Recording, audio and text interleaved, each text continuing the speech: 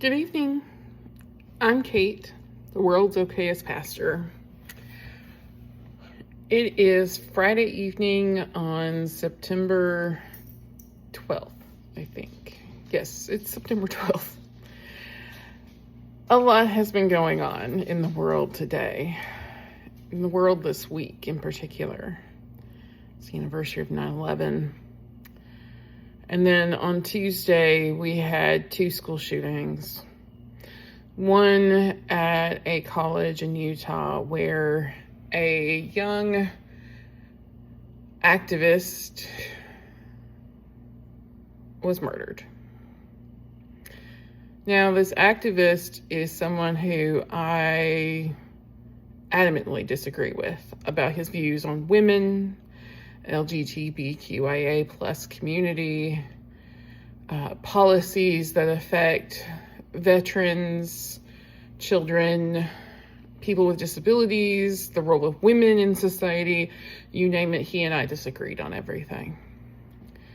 And then as that shooting was being covered live, we switched to live coverage of another school shooting, this time in Evergreen, Colorado.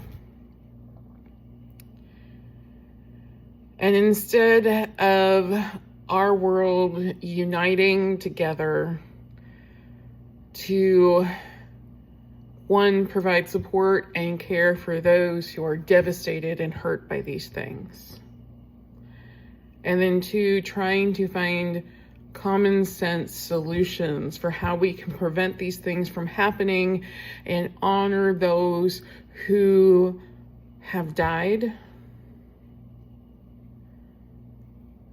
we have become more divisive here in America. Before we had any idea of who either suspect was, accusations and conspiracy theories start flying and being shared about who did what, all to demonize and villainize groups of people who are different than those creating those theories and sharing those stories. And then we get to 9/11, and people are using that tragic day to monopolize and monetize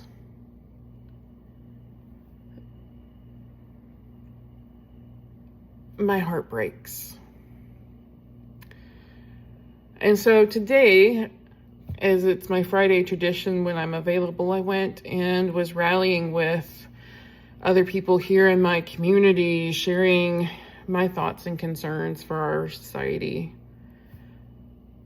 And as we were leaving and checking in with each other, a man in a pickup truck stopped at the light, and his daughter, young daughter, couldn't have been older than 7, had their window down and was in the back seat and proceeded to flip us off. This child has no idea really what giving someone the bird means, let alone why anybody would choose to do that to a group of people who are leaving a peaceful protest, who have spent time not only protesting, but waving at folks and wishing them a good day, and picking up trash that other people have thrown out of their car window or allowed to fly off of their truck beds, so that we leave the place better than we found it. And this man, I'm assuming is this girl's father, is encouraging her to repeatedly flip us off. And when we started asking and saying, "Oh, sweet baby, you shouldn't do that. That's not a nice thing to do." And then we turned and asked the father, who had his window down, "Why would you teach your child to do this and encourage this behavior towards strangers, people you don't know, but you assume we have nothing in common, and therefore we deserve to be hated?"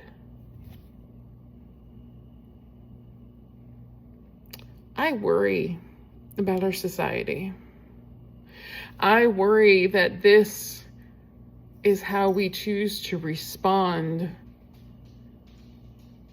instead of either just not giving anyone a response or actually taking time to listen and get to know each other and hear why we are there.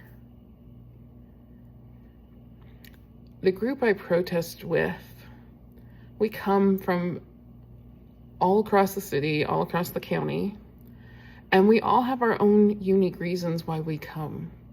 Some are there because they're concerned about the care veterans do or don't receive. Some are there because they're concerned about children across the world and here at home going hungry because we as an American society have allowed our government to decrease or completely defund programs that would provide humanitarian aid across the world and here at home to our own citizens. We have people who are concerned about cancer research funding being cut. We're concerned about jobs. We're concerned about a recession and the cost of living outpacing what our elected officials think is a livable wage.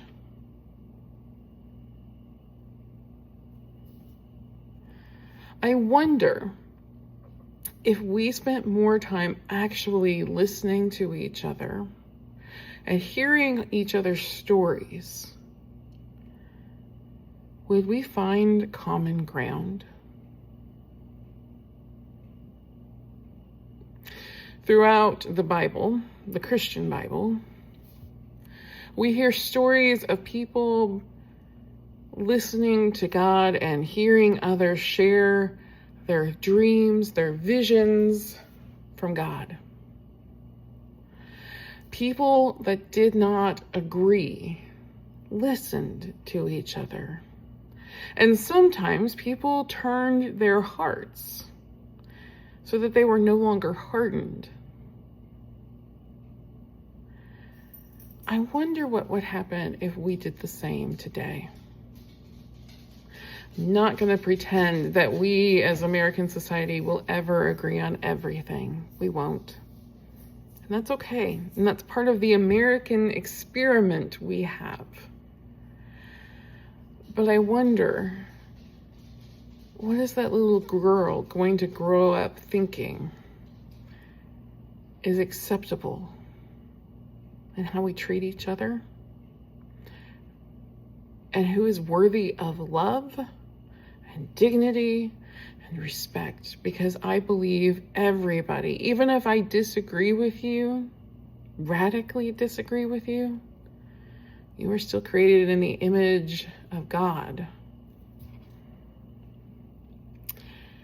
And so I pray, and I invite you to pray, that God will change our hearts. God will soften our edges and allow us to be permeable, so that we can hear God speaking to us, sometimes directly, sometimes through others, and that we may change our hearts and therefore change society so that we can share love and justice and mercy and grace. Beloveds, take care of yourselves. Do something that nourishes your soul during these difficult days. And know that I am here for you. I love you. I believe in you. Be well.